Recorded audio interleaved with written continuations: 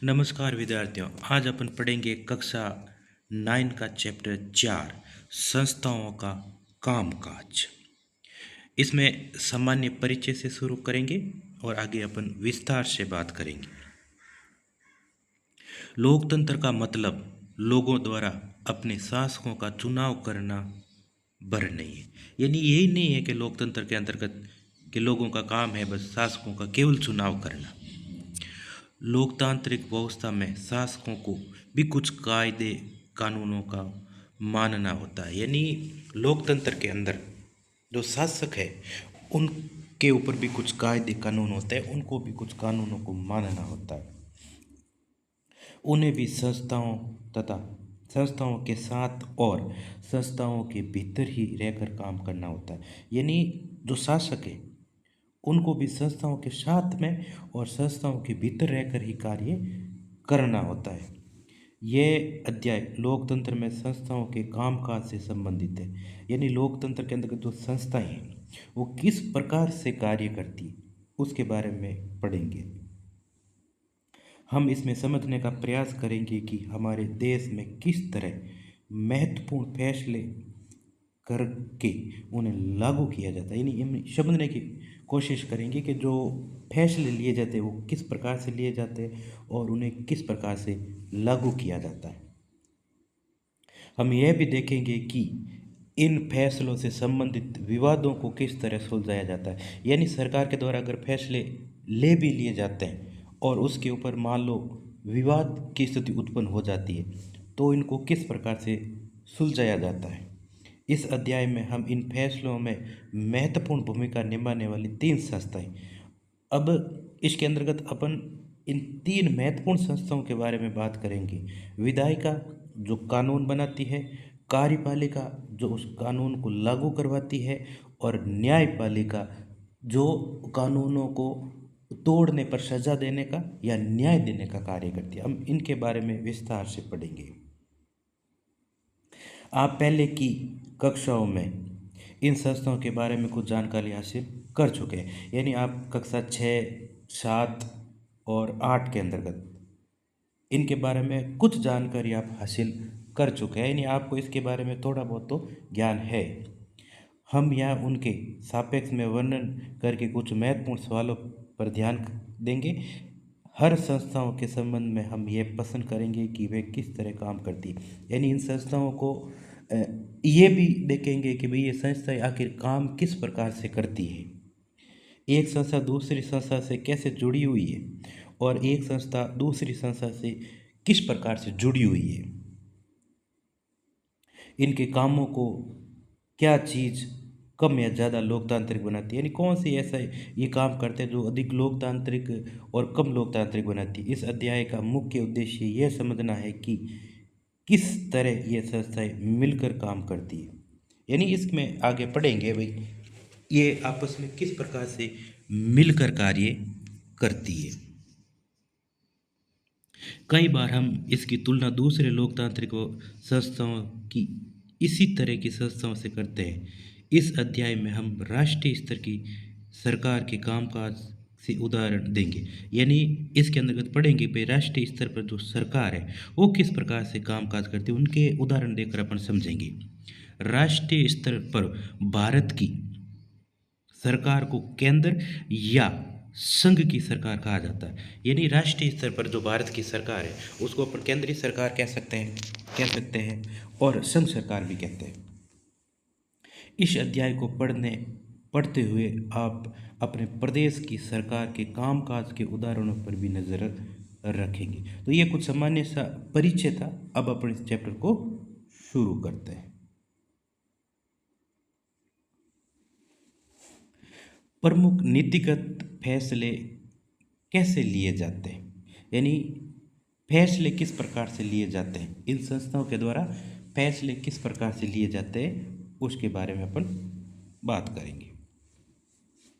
एक सरकारी आदेश, यानी सरकार के द्वारा एक आदेश निकाला गया, उस आदेश के माध्यम से ये समझेंगे कि भाई ये संस्थाएं हैं किस प्रकार से कार्य करती है।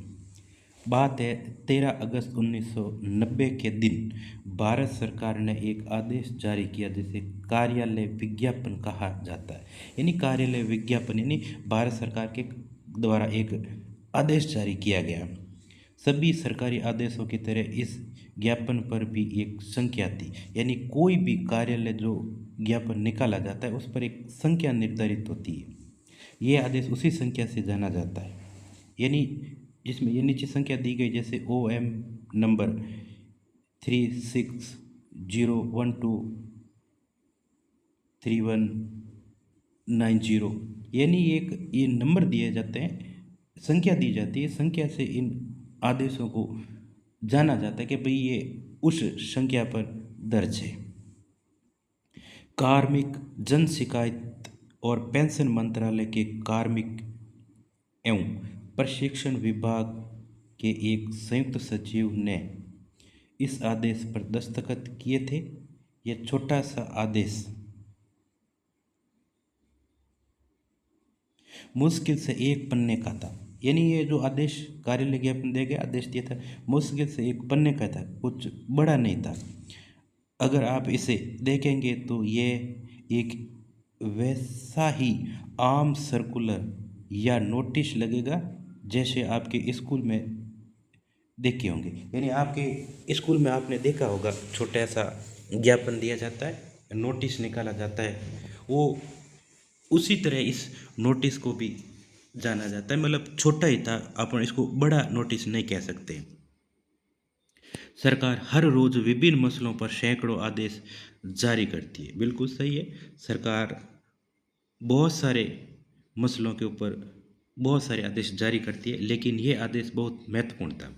यानी छोटा था लेकिन बहुत ही महत्वपूर्ण था। आइए देखें कि यह निर्णय किस तरह लिया गया और इसके बाद क्या हुआ।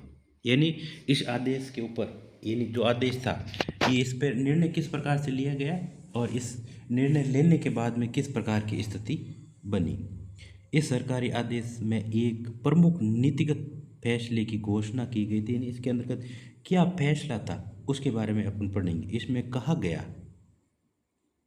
ये जो ज्ञापन दिया गया उसके बारे में है। ये 13/8/1990 को जारी किया गया था।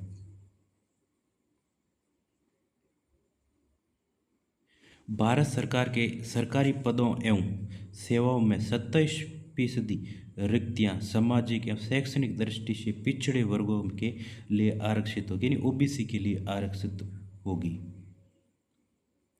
यानी 27% आरक्षण की बात इसमें कही गई है।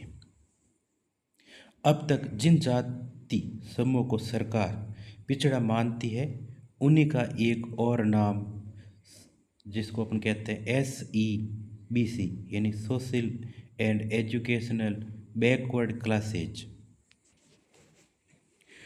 अब तक नौकरियों में आरक्षण का लाभ केवल अनुसूचित जाति और अनुसूचित जनजातियों को ही मिल रहा था। यानी आरक्षण का जो लाभ मिल रहा था वो SC और ST को ही मिल रहा था।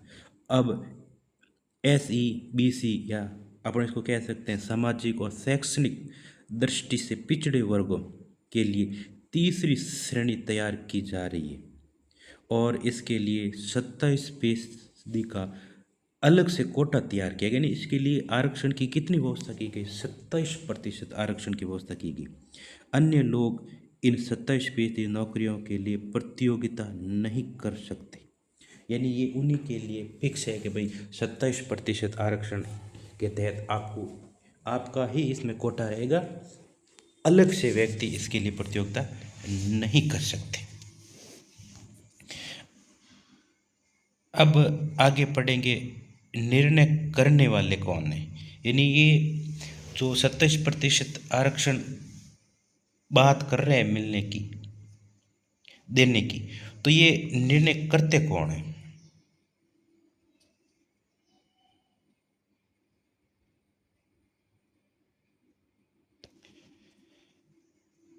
इस ज्ञापन को जारी करने का फैसला किसने किया, कौन थे जिसने ये फैसला लिया कि ये ज्ञापन जारी किया जाए। अकेले उस व्यक्ति ने इतना बड़ा फैसला नहीं किया होगा जिसने हस्ताक्षर उस दस्तावेज पर थे। यानी अकेला व्यक्ति ने तो ये जारी नहीं किया जिसके हस्ताक्षर उस आदेश के ऊपर थे। वह अपने मंत्रियों द्वारा किए गए निर्देशों को लागू करने वाला अधिकारी था। यानी उनके जो नीचे मंत्री है, उन मंत्रियों के द्वारा जो निर्देश दिए गए उनको लागू करने का ये अधिकारी था। इसी मतलब मंत्रियों के द्वारा जो फैसले लिए गए फिर उसके नीचे ये साइन करने वाला व्यक्ति।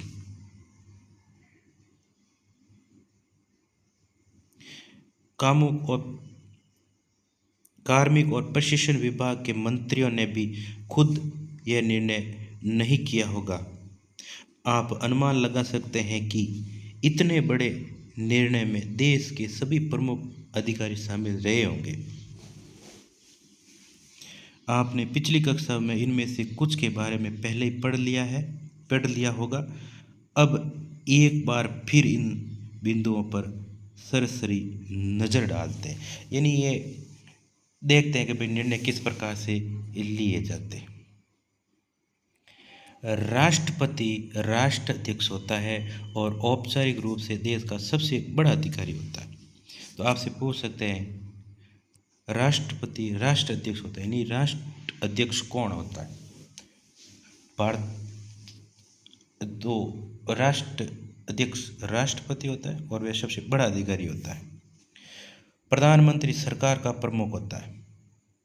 सरकार का प्रमुख कौन होता है? प्रधानमंत्री।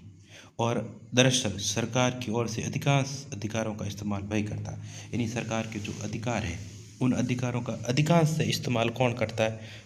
प्रधानमंत्री। प्रधानमंत्री की सिफारिश पर राष्ट्रपति मंत्रियों की नियुक्ति करते हैं। इससे बनने वाले मंत्रिमंडल की बैठकों में ही राजकाज से जुड़े अधिकतर निर्णय लिए जाते हैं। यानी प्रधानमंत्री के द्वारा मंत्रियों की एक लिस्ट जारी की जाती है और राष्ट्रपति को सौंप दी जाती है और फिर राष्ट्रपति उन मंत्रियों को नियुक्त करता है और वही मंत्री मंत्रिमंडल की बैठकों में भाग लेते हैं और सरकार से संबंधित राजकाज से संबंधित जुड़े अधिकतर निर्णय लेते हैं। संसद में राष्ट्रपति और 2 सदन होते हैं। ये आप सभी को पता है कि भाई संसद के अंदर एक राष्ट्रपति और 2 सदन होते हैं। एक होता है लोकसभा और दूसरा होता है राज्यसभा। प्रधानमंत्री को लोकसभा के सदस्यों के बहुमत का समर्थन हासिल होना जरूरी है। यानी लोकसभा के अंतर्गत प्रधानमंत्री को बहुमत हासिल होना बहुत ही जरूरी है। तो क्या कार्यालय ज्ञापन के फैसले के मामले में यह शामिल है? इसके बारे में पता करते हैं। यह सरकारी आदेश एक लंबे घटनाक्रम का परिणाम था। यानी ऐसे नहीं कि इसको कुछ ही समय में जारी कर दिया गया, इसको जारी करने में एक लंबा समय भी लगा था। 1979 में दूसरा जाति आयोग गठित किया गया जिसकी अध्यक्षता वीपी मंडल ने की थी, इसलिए इसको मंडल आयोग के नाम से भी जाना जाता है। और इसी के कारण इसे आमतौर पर मंडल आयोग कहते हैं। इसे भारत में सामाजिक और शैक्षणिक दृष्टि से पिछड़े वर्गों की पहचान के लिए मापदंड तय करने और उनका पिछड़ापन दूर करने के उपाय बताने का जिम्मा सौंपा गया है। तो आपसे पूछ सकता है कि भाई दूसरा पिछड़ी जाति आयोग गठित किया गया, वो कब किया गया था? 1779 में। उसके अध्यक्ष कौन थे? वीपी मंडल। और इनका कार्य क्या था? यानी सामाजिक और शैक्षणिक दृष्टि से पिछड़े वर्गों की पहचान करना और उनका पिछड़ापन दूर करने के उपाय बताना। इस आयोग ने 1980 में अपनी सिफारिशें दी। यानी 19 के अंतर्गत इसको नियुक्त किया गया और 1980 के अंतर्गत इसने अपनी सिफारिशें पेश कर दी। आयोग द्वारा सुझाए गए उपायों में एक सिफारिश थी। यानी आयोग ने सुझाव जो सिफारिशें दी उसमें से एक सिफारिश थी कि सरकारी नौकरियों में सामाजिक और शैक्षणिक दृष्टि से पिछड़े वर्गों के लिए 27% आरक्षण देना। यानी इसके अंतर्गत एक सिफारिश में ये कहा गया है कि शैक्षणिक और सामाजिक दृष्टि से जो पिछड़े वर्ग है उनको नौकरियों के अंतर्गत 27% आरक्षण की व्यवस्था की जाए। और सिफारिशों पर संसद में चर्चा हुई, फिर सिफारिशें संसद में पेश की गई और इसके ऊपर चर्चा हुई। वर्षों तक कई पार्टियों और सांसद इसे लागू करने की मांग करते रहे, यानी बहुत सारी पार्टियां भी थी और सांसद भी इनको लागू करने की मांग करते रहे। और समय आता है 1999 का, लोकसभा चुनाव हुआ। जनता दल ने अपने चुनाव घोषणा पत्र में वादा किया कि सत्ता में आने पर यह मंडल आयोग की सिफारिशों को लागू कर देगा। यानी लोकसभा चुनाव के अंतर्गत जनता पार्टी ने ये वादा किया कि अगर हम सत्ता में आए तो मंडल आयोग की जो सिफारिशें थी उसको हम क्या कर देंगे, लागू कर देंगे। चुनाव के बाद जनता दल की सरकार बनी और इसके नेता बने थे वीपी सिंह। और इसके बाद कई घटनाएं हुई, और इनके बाद में कौन कौन सी घटनाएं घटी, इसमें सबसे पहले है, नई सरकार ने संसद में राष्ट्रपति के भाषण के जरिए मंडल रिपोर्ट लागू करने की अपनी मंशा की घोषणा की। यानी उन्होंने कहा कि भाई हम जो मंडल आयोग की सिफारिश है उसको लागू करेंगे, घोषणा की। 6 अगस्त 1990 को केंद्रीय कैबिनेट की बैठक में इसके बारे में एक औपचारिक निर्णय लिया गया। अगले दिन प्रधानमंत्री वीपी सिंह ने एक बयान के जरिए इस निर्णय के बारे में संसद के दोनों सदनों को सूचित किया।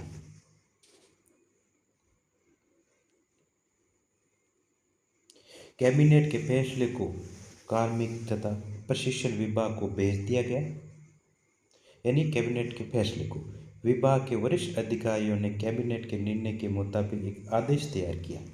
यानी बाद में इस विभाग के पास में इसको भेजा गया और उनके जो वरिष्ठ अधिकारियों ने कैबिनेट के द्वारा जो निर्णय लिया गया उसके मुताबिक एक आदेश तैयार किया और मंत्रियों की स्वीकृति केंद्र सरकार की तरफ से ली गई।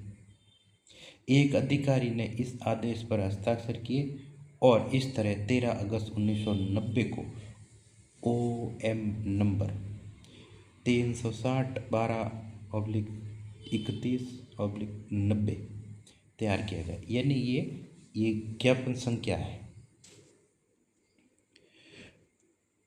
अगले कुछ महीनों तक यह देश का सबसे ज़्यादा चर्चित मुद्दा रहा।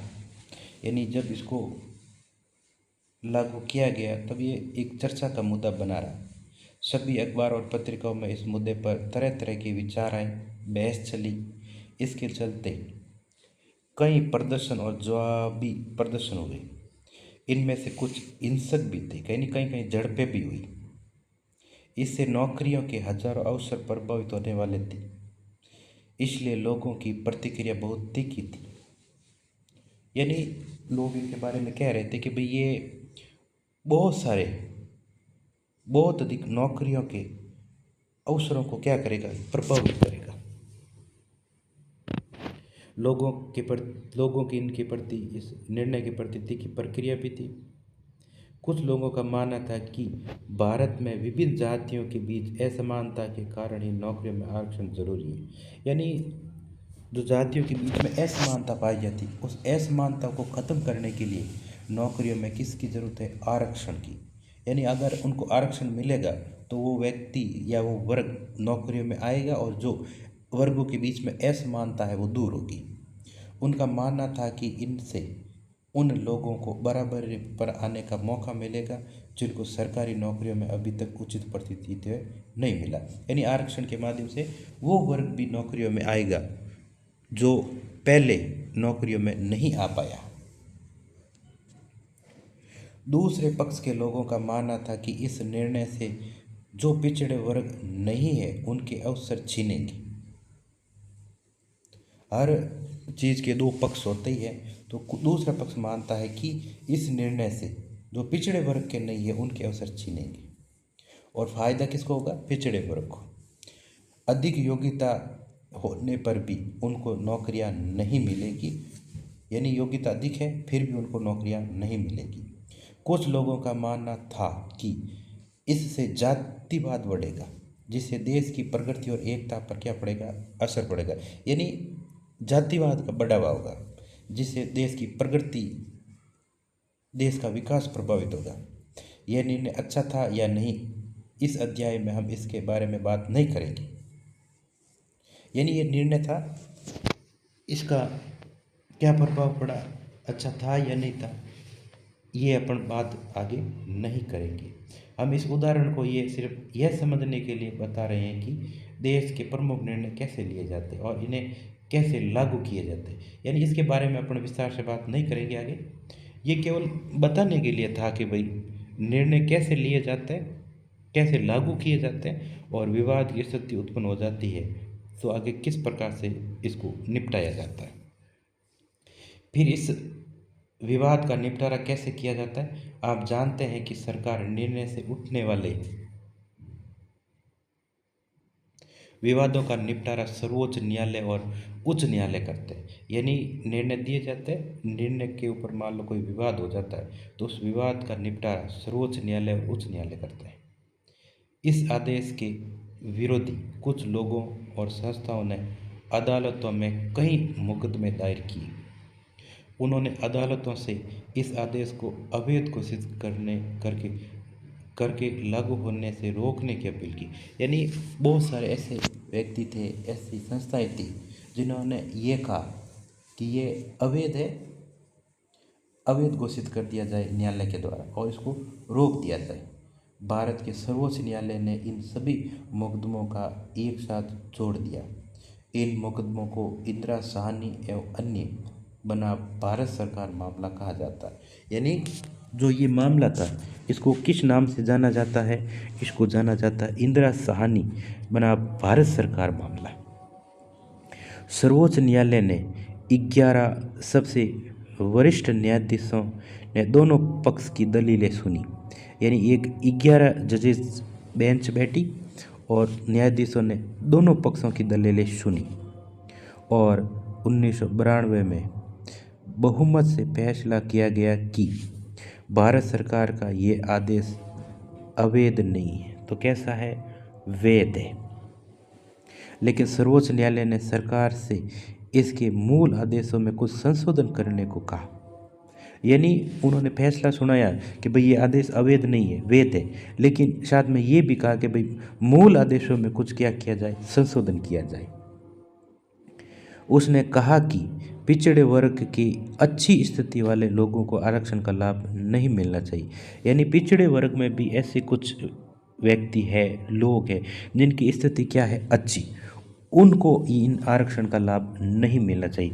वास्तव में जो सामाजिक और शैक्षणिक दृष्टि से पिछड़े हुए लोग हैं उन्हीं को इस आरक्षण का फायदा मिलना चाहिए।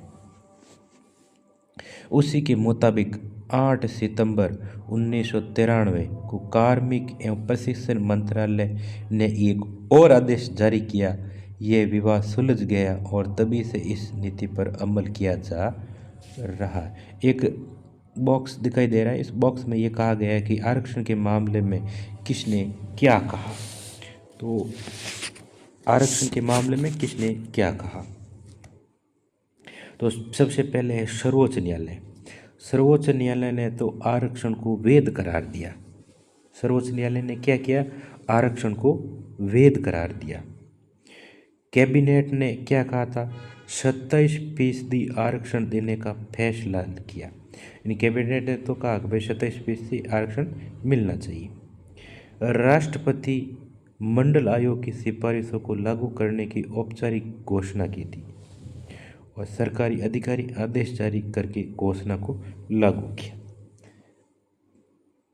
आगे जो इस चैप्टर के बारे में है अगले भाग के अंतर्गत बात करें।